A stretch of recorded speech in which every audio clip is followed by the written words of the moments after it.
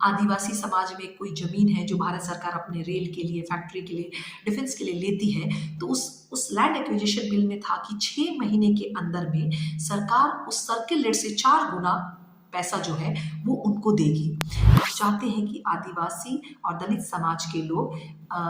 समाज के मुख्य धारा में आए और उनकी हिस्सेदारी को सुनिश्चित करने के लिए हमारी सरकार ने ऐसा माना है कि फॉरेस्ट राइट एक्ट में उसको सही ढंग से, प्रभावशाली ढंग से कार्यान्वित करने के लिए हमने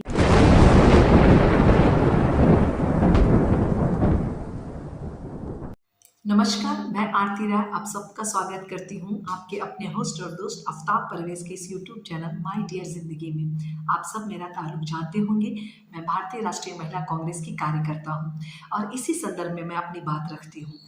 तो आप सब जानते हैं 16 तारीख को भारत जोड़ो न्याय यात्रा हमारी समाप्त हो गई। उस यात्रा में हमने 5 न्याय की बात की थी। आप सब, मैं बहुत सारी बातें इस पर कर चुकी हूँ पहले भी। युवा न्याय, किसान न्याय, महिला न्याय, भागीदारी न्याय, श्रमिक न्याय। तो उसी संदर्भ में मैं किसानों के 5 न्याय की बात कर चुकी हूँ, युवाओं के 5 न्याय की बात कर चुकी हूँ, महिलाओं के लिए 5 न्याय की बात हमारी पार्टी ने कर चुकी है। आज मैं इस वीडियो में मुख्यतः दलित और आदिवासी समाज के वर्ग के लोगों के लिए भारतीय राष्ट्रीय द्वारा कही गई उनकी जो 4-5 मांगे हैं, जिसको हमने कहा है कि हम अपने 2024 के आम चुनाव जो होने वाले हैं उसको मैनिफेस्टो में हम डालेंगे और वो हम बात करेंगे कि हमने उनके लिए क्या सोचा है। तो जिसमें आप सभी जानते हैं कि हम चाहते हैं कि आदिवासी और दलित समाज के लोग समाज के मुख्य धारा में आए और उनकी हिस्सेदारी को सुनिश्चित करने के लिए हमारी सरकार ने ऐसा माना है कि फॉरेस्ट राइट एक्ट में उसको सही ढंग से, प्रभावशाली ढंग से कार्यान्वित करने के लिए हमने एक कानून बनाया है, जिसे हमने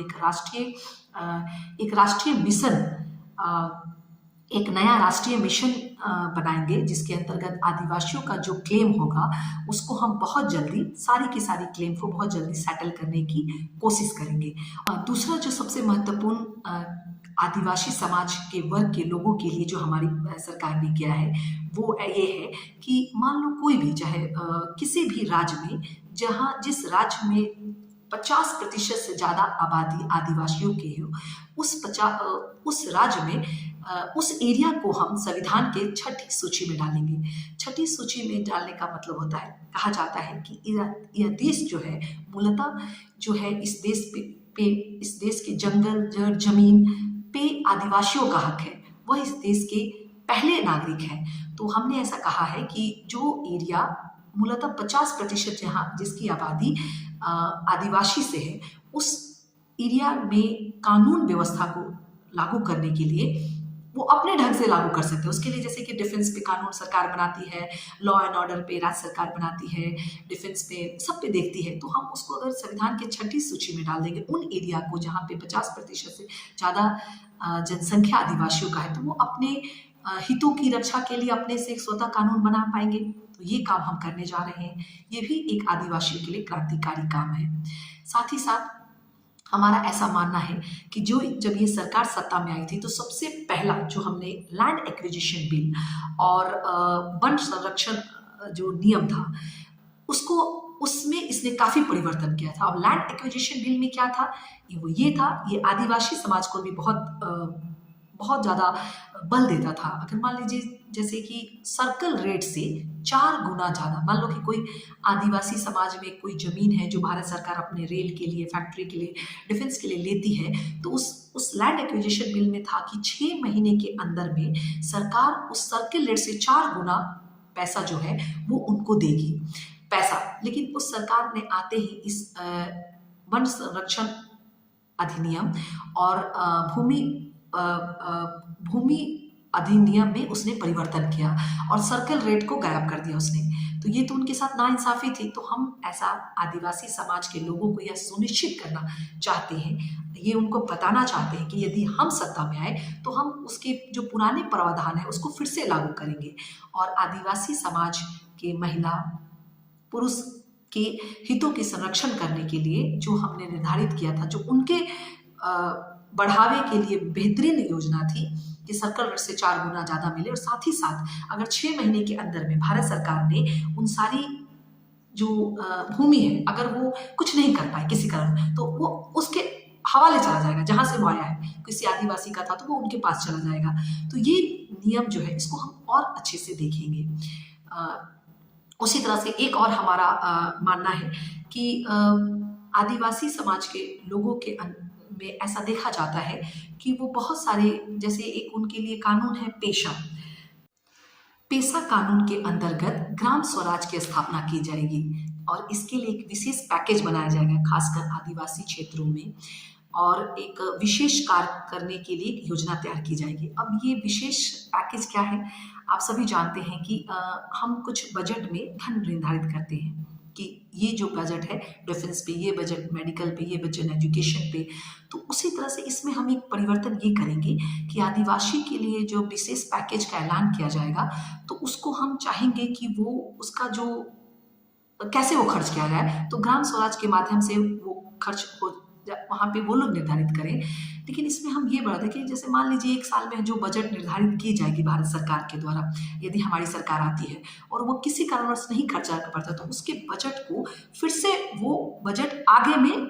सम्मिलित हो जाएगा। जैसे मतलब 5 करोड़ रुपए हमने 1 साल में दिया और वो 5 करोड़ नहीं हो पाता है, तो पैसा वापस आ जाता है केंद्र सरकार को बाकी योजनाएं में। वो पैसा केंद्र सरकार को, लेकिन वहाँ पे नहीं होगा, वो उसमें 5 साल का 5 करोड़ हम देते हैं, तो मान लो 3 करोड़ या 2 करोड़ बचा है, तो उसमें हम अगला जो 5 करोड़ देंगे उसमें 2 करोड़ ऐड हो जाएगा, और वो वहाँ के लोगों के लिए नीति निर्धारण कार्यों में मदद करेगा। तो ये है विशेष करके उनकी 4-5 मांगे, 4-5 हमारे वो योजनाएं जो हम की आदिवासी और दलित पिछड़े वर्ग के हिस्सेदारी के लिए, उनको ऊपर उठाने के लिए महत्वपूर्ण भूमिका निभाएगी। जिसमें हमने फॉरेस्ट राइट एक्ट की बात की, हमने लैंड एक्विजिशन की बात की, हमने ग्राम स्वराज मिशन की बात की जाएगी, पेशा नियम के उसको सारे अधिकार मिला जाए। तो आदिवासी समाज के वर्ग के लिए हमने कहा कि एक विशेष पैकेज बनाएंगे, और वो विशेष पैकेज जो है वो आगे चले, अच्छा करे। तो ये सब मैं बातें आपसे करना चाहती थी। मैं चाहती हूँ कि हमारी पार्टी ने कुल मिला के 17-18 मतलब विश्व स्तरीय कार्यक्रम में हमारा 17-18 कार्यक्रम एकदम रेडी हो चुका है। 2-3 और योजनाएं हम देंगे, और मैं सब देशवासियों से ये निवेदन करना चाहती हूँ कि अब ये मार्च आ गया, भारत जोड़ो यात्रा, जो कि उत्तर से दक्षिण तक, भारत जोड़ो न्याय यात्रा जो कि पूरब से पश्चिम तक चला, जिसमें हमारे नेता ने, प्रसिद्ध और सबसे मुख्य नेता ने एक तरफ कहा कि नफरत के बाजार में मोहब्बत की दुकान खोली, दूसरी हमारी जो यात्रा थी उसमें हमने न्याय शब्द जोड़ा। तो इन सारी बातों को आप जरूर ध्यान देंगे कि आखिर वो कौन से न्याय की बात कर रहे हैं। हमने युवाओं के न्याय की बात की, भागीदारी के न्याय की, कृषि महिलाओं की, श्रमिक की, नौजवानों की,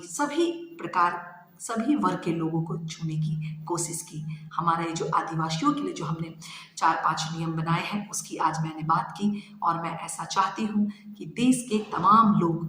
अपना मत को व्यक्त करने से पहले, मत दान करने से पहले, ये जो हमारा विषय सूत्र कार्यक्रम आने वाला है जिसमें से 17-18 मैंने बात कर दी है, युवाओं के लिए 5 न्याय हमारी पार्टी का ऐतिहासिक काम है। उसमें ऐसे ऐसे योजनाएं हैं, आप जानते हैं, भर्ती भरोसा हो गया, 1 करोड़ हम अप्रेंटिसशिप कराने जा रहे युवाओं के लिए। उसी तरह से हमने महिलाओं के लिए महालक्ष्मी नाम की योजना, या जिसमें से हम गरीबी रेखा से नीचे भारतवर्ष के संपूर्ण महिला नारी को सशक्त करने के लिए 1 लाख रुपए देंगे। उसी तरह से हमने आधी आबादी पूरा हक की बात की, और आज जो मैंने इस वीडियो में बात की वो मूलतः बात की हमारे दलित, आदिवासी, पिछड़े समाज के लोगों को कैसे हम उनको मुख्य धारा से जोड़े, उनके उत्थान के लिए जो हमने योजना लाई है, जो लाने जा रहे हैं, उसका एक हमने बात की। मैं चाहती हूँ कि आप पूरे भारतवर्ष भारतीय राष्ट्रीय कांग्रेस की इस सारी बातों पर विचार विमर्श करके अपने मत का प्रयोग करें। इन्हीं शब्दों के साथ मैं अपनी बात समाप्त करती हूँ, और मैं ऐसा कहना चाहती हूँ कि आप जुमलों की जो सरकार 2014 से 2024 तक है, और एक हमारी सरकार जो 2004 से 2014 तक थी, हम जब इस सरकार में आते हैं तो सबसे पहला काम हमने किसानों के लिए किया था, वो आपको याद होगा कि हमने 71,000 जो कृषि किसानों का ऋण था उसको माफ़ किया था। हम अपने 5 न्याय किसानों के लिए जो हमने योजनाएँ बनाई उसमें हमने ऋण माफ़ी आयोग के गठन करने की बात की थी, जिसमें हमने कहा है कि अगर हम सत्ता में आएँगे तो किसानों का कुछ ना कुछ ऋण और किस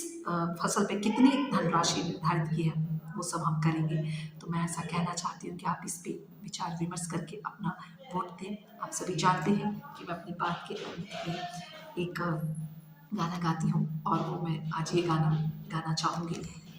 गाने के बोल कुछ इस तरह से हैं। ज़रा ज़रा बहकता है बहकता है आज तो मेरा तन बदन, मैं प्यासी हूँ आ भर ले मुझको बाहों में, आ मेरे सनम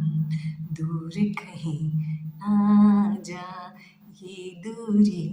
कहती है पास मेरे, आजा आजा आजा